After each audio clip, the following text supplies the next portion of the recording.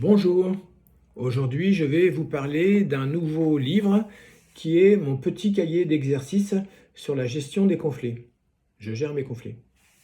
Alors, si vous ne connaissez pas la catégorie, en fait, le genre littéraire, la collection en fait des petits cahiers d'exercices, c'est une collection qui a été créée par Jouvence pour mettre en fait dans un format de cahier d'école un stage de développement personnel avec de l'humour.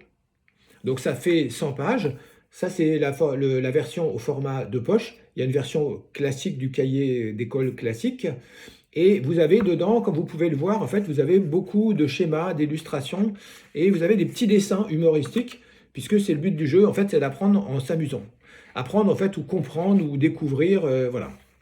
Alors, évidemment, ce qu'il y a dans le livre, le contenu en quelque sorte du livre, c'est l'équivalent, on pourrait dire, pour faire simple, de mes stages sur la gestion des conflits. Parce que avant d'écrire ce livre, évidemment, j'avais animé des dizaines, peut-être des centaines de stages sur ce thème. Et j'ai aussi animé des conférences. Et c'est ça dont je voulais vous parler maintenant.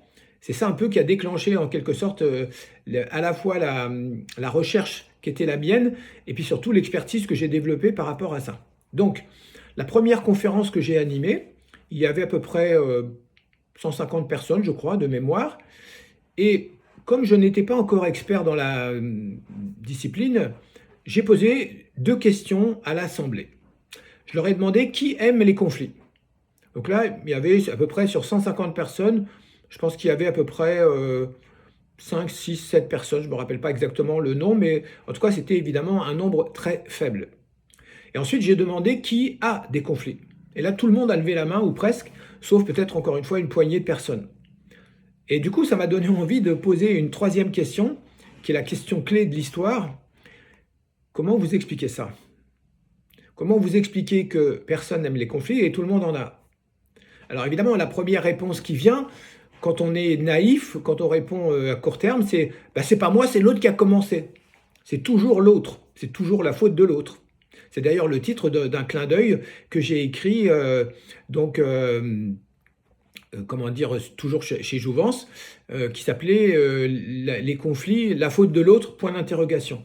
Donc du coup, effectivement, voilà, ça pose quand même cette question-là. Et mon avis, c'est que c'est notre ego qui est derrière tout ça, qui génère en fait ce qu'on appelle des présupposés, c'est-à-dire qu'on présuppose, on suppose avant d'avoir discuté, rencontré, négocié la personne, que l'autre nous doit telle ou telle chose.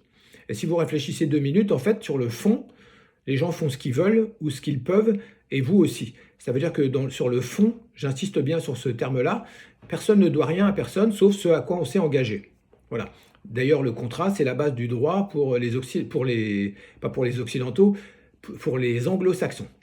Donc, si vous voulez en savoir davantage sur cette gestion des conflits, si vous voulez découvrir, apprendre et vous amuser en même temps, eh bien, peut-être vous pouvez lire ce livre. Vous pouvez le trouver sur mon site, patricerace.com, sur Amazon, bien entendu, et puis partout, en tapant sur Internet, évidemment, vous pouvez le trouver partout. Il coûte 5,70 €, il y a une centaine de pages, et voilà. Et encore une fois, c'est bourré d'anecdotes, d'histoires, de conseils, de citations, d'exercices, de choses à faire tout seul ou avec des amis.